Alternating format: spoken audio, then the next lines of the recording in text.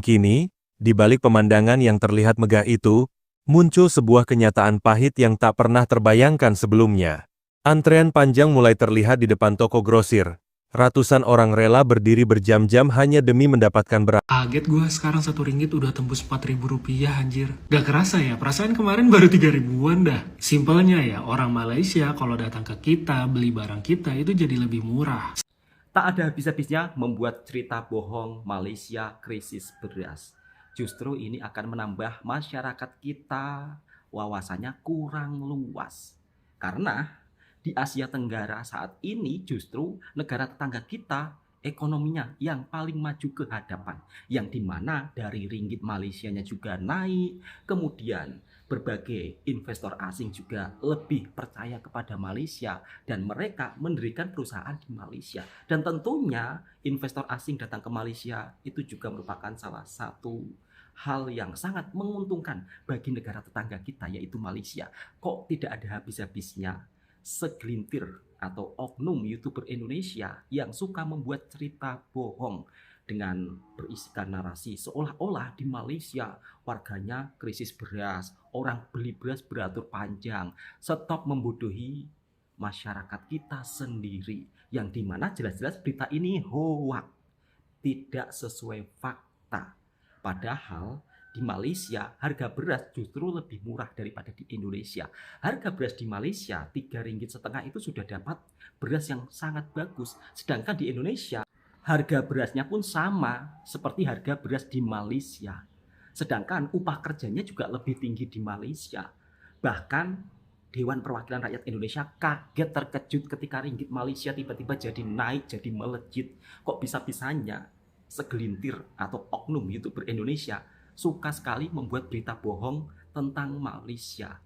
Lebih-lebih video tersebut hanya menggunakan AI yang dimana tidak berdasarkan sumber resmi dari berita media dari mana, nggak ada. Cukup dibuat dengan konten AI, tapi anehnya masyarakat kita ramai yang percaya. Nanti kalau dibilang IQ rendah marah-marah, percaya dengan berita hoax. Padahal menteri kita sendiri saja sampai-sampai bilang IQ masyarakat Indonesia sangat rendah. Itu menteri loh yang bilang, bukan saya hanya menyampaikan saja perkataan daripada menteri tersebut. Oke, tak usah banyak berlama-lama Bang Toha bercakap-cakap, nanti sahabatku semua Bang kok banyak bicara nggak reaksi-reaksi. Inilah kenyataan yang tidak sesuai fakta. Niatnya mau membuat berita seolah-olah di negara tetangga tengah keadaan krisis, tapi justru alih-alih kita yang malu sendiri sahabatku semua lihat berita seperti ini yang dibuat oleh oknum yang tidak bertanggung jawab. Bukan menambah masyarakat jadi pintar, justru masyarakat tidak bertambah wawasan. Dan perlu kita ketahui perkembangan negara di Asia Tenggara, kita juga harus ambil tahu biar kita juga sama-sama maju ke hadapan bersama-sama. Kan sebuah negara yang selama puluhan tahun dianggap sebagai simbol kemakmuran di Asia Tenggara. Negeri yang kota-kotanya terlihat berkilau dengan gedung tinggi modern, jalan raya tertata rapi, dan ekonomi yang seolah tak pernah goyah. Namun kini, di balik pemandangan yang terlihat megah itu, muncul sebuah kenyataan pahit yang tak pernah terbayangkan sebelumnya. Antrean panjang mulai terlihat di depan toko grosir. Ratusan orang rela berdiri berjam-jam hanya demi mendapatkan beras. Sebuah barang yang dulu begitu mudah didapatkan hingga tak pernah dianggap sebagai masalah. Inilah Malaysia hari ini, sebuah negara yang dulu dikenal sebagai salah satu ekonomi paling mapan di kawasan, namun sekarang harus menghadapi krisis paling dasar yang mampu mengguncang fondasi bangsa manapun.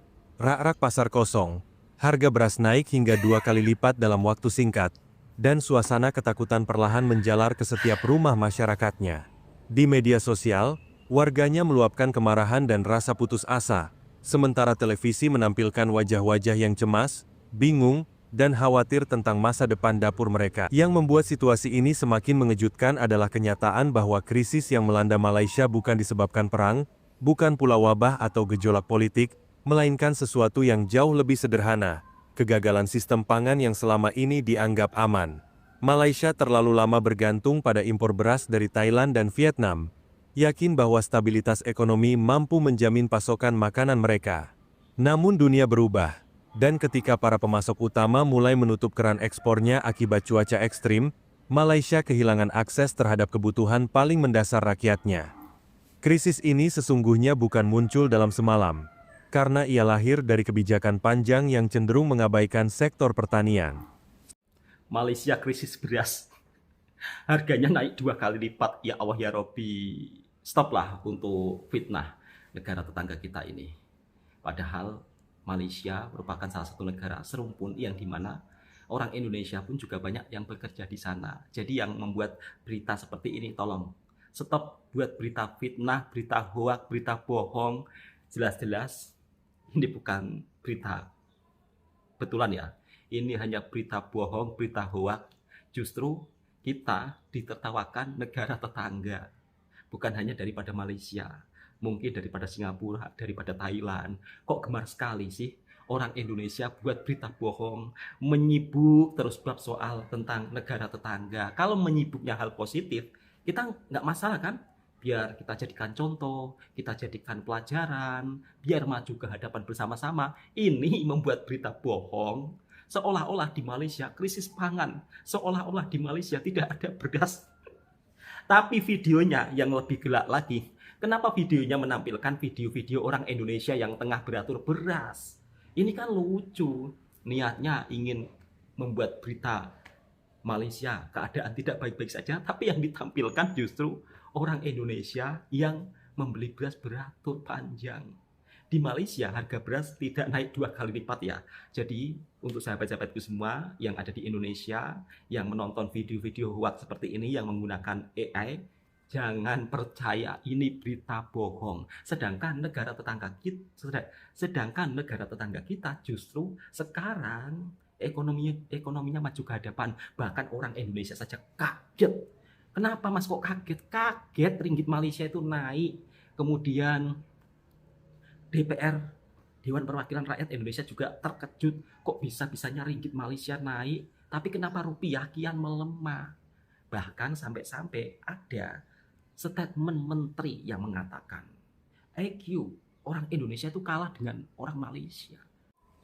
Karena disebabkan hal ini, hingga paspor Malaysia menjadi salah satu paspor terkuat dunia. Kita ini sudah ditinggal jauh negara tetangga kita. Kok bisa-bisanya masih sibuk soal berita hoax yang dimana Malaysia krisis beras. Malu. Saya sebagai orang Indonesia melihat berita seperti ini, ya Allah. Kok ada segelintir atau oknum Indonesia membuat video berita bohong yang jelas berita itu tidak sesuai fakta. Dan inilah fakta-fakta tentang negara tetangga kita. Pasti Anda akan terkejut yang dimana sekarang makin maju ke hadapan dari berbagai hal. Kaget gue sekarang 1 ringgit udah tembus 4.000 rupiah anjir. Kaget, Mas, Gak ya? kerasa ya, perasaan kemarin baru 3 ribuan dah. Ya, Mas. Simpelnya ya, orang Malaysia kalau datang ke kita, beli barang kita itu jadi lebih murah. Betul. Sebaliknya, kalau orang Indonesia ke Malaysia, beli barang Malaysia jadi lebih mahal. Belum lagi cukainya. Dari sini aja udah kelihatan lah ya, mostly enaknya tuh di siapa, gak enaknya di siapa. Seingat gue, dulu di era SBY ada persaingan yang ketat antara Indonesia dan Malaysia. Bahkan di sosmed aja, orang Indonesia sama orang Malaysia itu bisa berantem anjir. Cuma ya di era sekarang boro-boro saingan gitu, kitanya yang serba kalah. Mata uang kalah, kekuatan paspor kalah banget itu. Kesehatan juga kalah, mulai banyak orang Indonesia yang berobat ke Malaysia. Kecepatan internet kalah, BBM kalah, telak. Sekarang mah mau ngelawan juga nggak bisa, emang kalahan. Ibarat mau di recall juga ya mau gimana. Makanya nggak heran gitu, Malaysia diproyeksikan oleh banyak orang itu menjadi negara maju selanjutnya di Asia Tenggara. Tuh kan, Masnya saja kaget. Kaget, kenapa nggak kaget? Awalnya kan penukaran ringgit kan 1 ringgit itu hanya 3.000 berapa lah. Tapi sekarang tiba-tiba jadi 4.000. Dalam hal ini kita udah kalah jauh dari negara tetangga kita. Kecepatan internet kata Masnya juga kalah. Bensin. Kalau bensin mah kita kalah jauh. Di Malaysia subsidinya saja RON 95. Di Indonesia RON 95, tahu nggak harganya berapa? 14.000 lebih. 2 kali lipatnya. Sedangkan RON 95 di Malaysia sekitar 7.800 rupiah. Murah atau tidak? Di Indonesia RON 90, 10.000 ya Allah. Kita ini serba mahal ya. Tapi nggak apa-apa lah, namanya setiap negara itu punya kebijakan masing-masing. Kita doakan mudah-mudahan Indonesia juga bisa maju ke hadapan seperti negara tetangga kita, yaitu Malaysia. Jadi yang membuat berita bohong tentang Malaysia seolah-olah di Malaysia krisis beras, pasti Anda akan terkejut melihat fakta-fakta berita seperti ini, yang dimana ringgit Malaysia makin naik, makin melaju ke hadapan. Kita langsung simak dan kita reaksi videonya bersama-sama. Masnya nggak usah kaget mas, negara tetangga kita itu memang luar biasa dalam soal perkembangan ekonominya, kesehatannya, dan juga paspornya menjadi salah satu paspor terkuat di dunia. Wow, luar biasa memang. Waduh, ringgit Malaysia lagi pamer otot nih di Asia. Sekarang aja, 1 ringgit tembus di kisaran 4 ringgit 12 sen per dolar Amerika Serikat. Dan ini adalah level tertinggi dalam setahun. Kalau dibandingin sama rupiah, 1 ringgit udah setara 4.047 rupiah. Padahal di awal tahun cuma sekitar 3.500-an. Naiknya ngeri banget kan? Nah, ringgit makin perkasa gara-gara dolar Amerika loyo, harga minyak stabil, dan ekonomi Malaysia yang kelihatan solid. Sementara rupiah, ya gitu deh, masih berjuang lawan tekanan global. Duh, semangat terus ya rupiah, jangan mau kalah terus dong sama tetangga sebelah. Per hari ini, 1 ringgit udah nyampe 4.050 sen. Padahal, tahun lalu aku inget banget, 1 ringgit cuma 3.400, bahkan pernah turun ke 3.200 waktu ringgit lagi jatuh. Jadi, dalam waktu setahun, selisihnya tuh udah hampir 800 perak. Gila ya, jangan bilang ini angka kecil. Kalau kamu transaksi 10.000 ringgit, bedanya hampir 8 juta. Itu baru 1 kali transaksi. Yang bikin aku ngeri, bukan sekedar angka di layar, itu mencerminkan satu hal, rupiah tuh terus melemah. Kondisi ekonomi dalam negeri lagi nggak stabil. Investor asing mulai menarik modal dan situasi politik juga penuh dengan ketidakpastian. Ditambah kebijakan pemerintah yang belakangan ini menimbulkan polemik, semakin membuat pasar tuh nggak percaya diri. Beberapa orang mungkin ngerasa semuanya tuh baik-baik aja, tapi indikator ekonomi bicaranya lain. Kurs bergerak naik, biaya impor ikut terdongkrak, dan kepercayaan pasar terus menurun. Angka-angka ini jauh lebih jujur daripada keramaian mal atau padatnya jalan. Serius, buat teman-teman di Indonesia yang masih berpikir rasional, kencangkan deh pinggang kalian dulu. Hemat, kita nggak tahu beberapa bulan ke depan tuh bakal segila apa lagi. Untuk orang rakyat Malaysia yang tengah berplan nak bercuti dekat Indonesia, memang timing paling best sebab ringgit tengah kuat, jadi makan jalan sampai shopping pun memang jauh lebih murah dari biasanya. Korang sendiri bila ada rencana nak datang ke Indonesia, tolong tulis dekat komen ya. Ringgit Malaysia kian perkasa, lampaui rupiah dan dolar. Ringgit Malaysia kian perkasa, capai level tertinggi terhadap dolar Singapura dan mencetak rekor baru terhadap rupiah. Kok bisa? Kenapa Ringgit ini? Malaysia menguat 0,3% ke 4 ringgit 12 sen per dolar Amerika Serikat pada Rabu 12 November atau mencapai level tertinggi sejak 30 September 2025. Ringgit mencatat rally 7 hari beruntun dan menjadi mata uang dengan kinerja terbaik di Asia tahun ini dengan penguatan sekitar 8%. Rupiah bahkan mencatat rekor terlemah terhadap mata uang ringgit, yaitu mencapai level Rp4.000 per ringgit Malaysia. Sepanjang tahun, rupiah melemah terhadap ringgit sekitar 11%, menguat sekitar 11% terhadap rupiah. Di awal tahun, kurs rupiah terhadap ringgit masih berada di kisaran Rp3.500 per ringgit. Mengutip Bloomberg, penguatan ringgit didorong oleh memudarnya ekspektasi penurunan suku bunga Bank Negara Malaysia. Ringgit juga menguat karena masuknya dana asing sebesar 1 miliar dolar Amerika ke pasar obligasi Malaysia selama Oktober 2025. Kondisi ini diikuti meningkatnya likuiditas pasar valuta asing domestik dan permintaan ekspor yang membaik. Stephen Chiu, Kepala Strategi Valuta Asing dan Suku Bunga Asia Bloomberg Intelligence di Hong Kong mengatakan, penguatan ringgit juga mendapat dukungan dari disiplin fiskal dan stabilitas politik di Malaysia yang meningkatkan kepercayaan investor asing terhadap prospek ekonomi negara tersebut. Penguatan ini terjadi setelah Amerika Serikat dan Tiongkok sepakat memperpanjang gencatan senjata tarif yang membantu meredakan ketegangan dagang dan memberi dorongan positif bagi ekspor Malaysia yang bergantung pada kedua negara tersebut. Coba kita lihat data. Saya agak worry nih Pak, lihat data nilai tukar kita terhadap US dollar selama 20 tahun. Jadi stabil melemah ini Pak arahnya. Sementara indikator yang Bapak gunakan dalam hal nilai tukar selalu menggunakan volatilitas. Gejolak rupiah pada angka tertentu. Ya gejolak terus, tapi gejolaknya makin lama makin melemah Pak. Kita bandingkan nilai tukar kita dengan misalnya ringgit dengan uang Thailand dengan uang apa misalnya, atau di antara G20 seperti ini juga nggak? Kalau terhadap semua mata uang nilai rupiah kita seperti ini, kan ada sesuatu Pak Gub. Tahun lalu waktu kami membahas dengan Komisi 11 DPR RI, pada waktu itu kita pandang rata nilai tukar tahun 2025 itu cukup realistis pada ratanya 15.285 waktu seperti itu.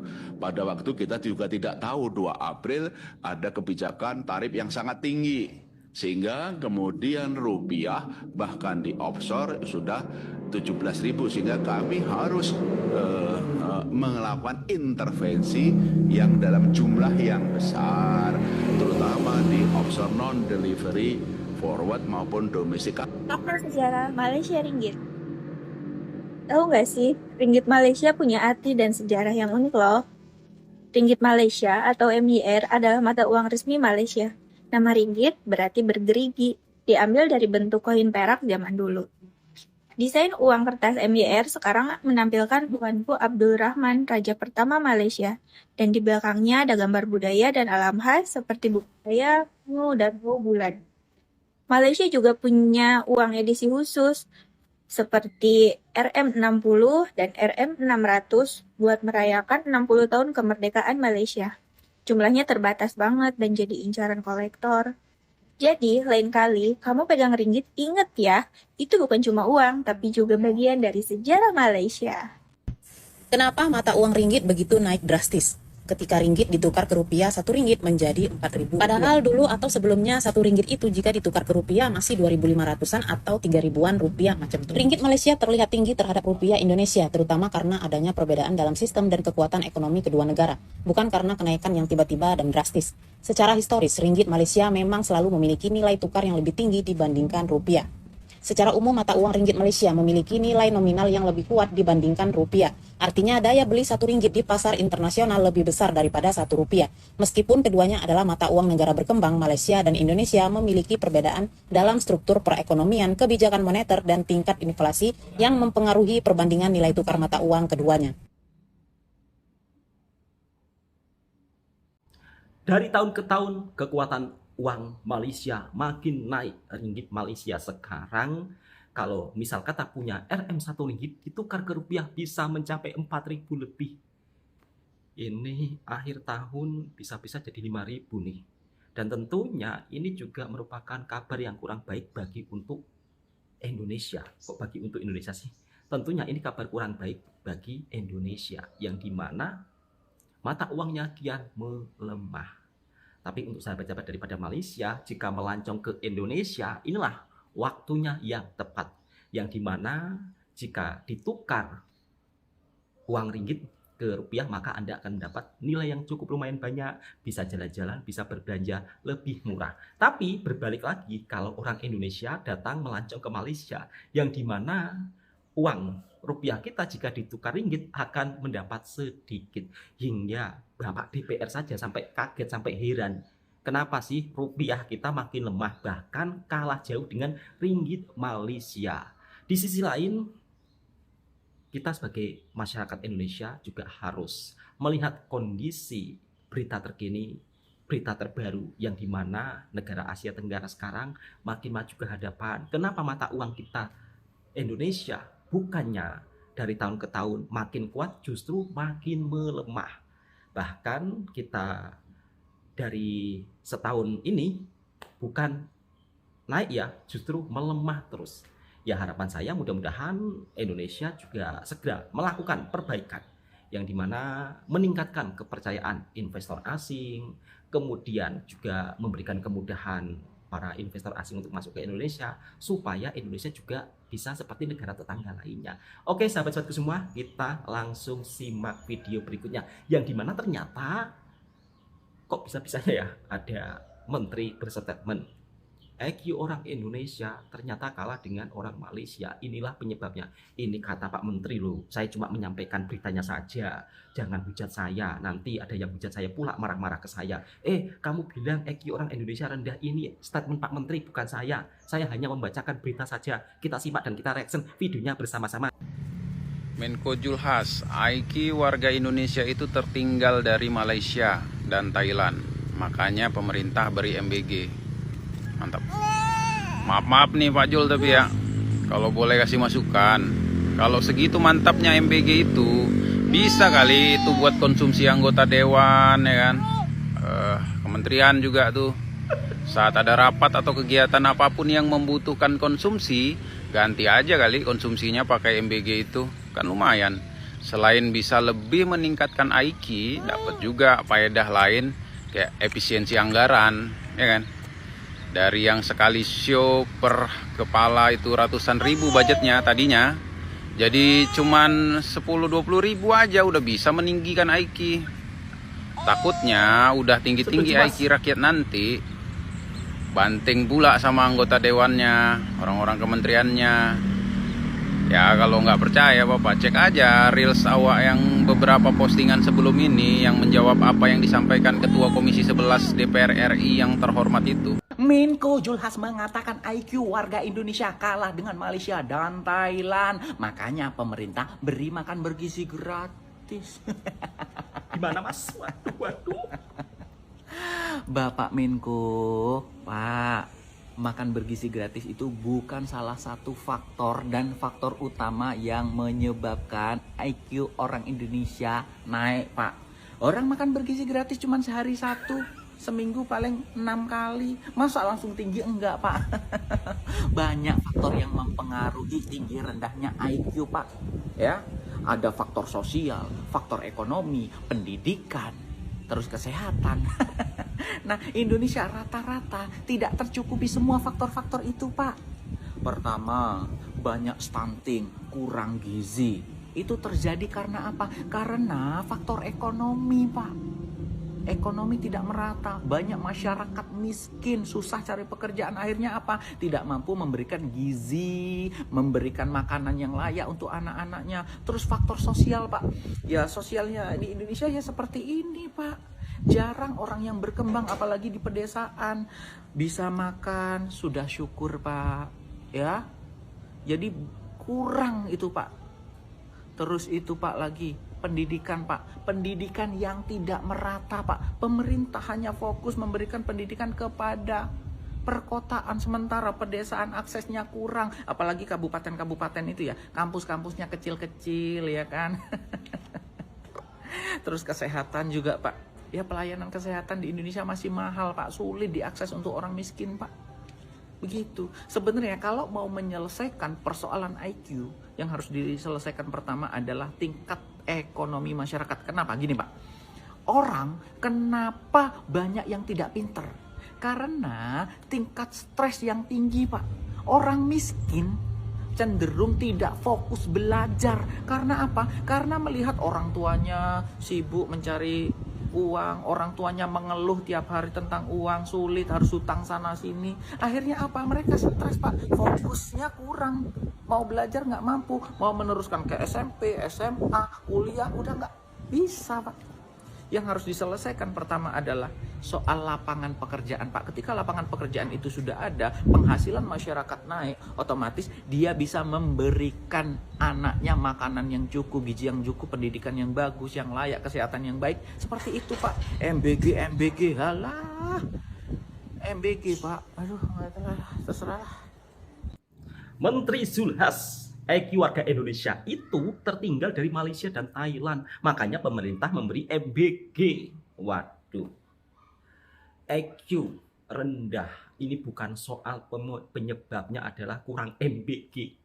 Padahal kalau dipikir-pikir, Indonesia ini bab soal makanan sebenarnya ya tercukupilah kalau kita mau makan sayur-sayuran.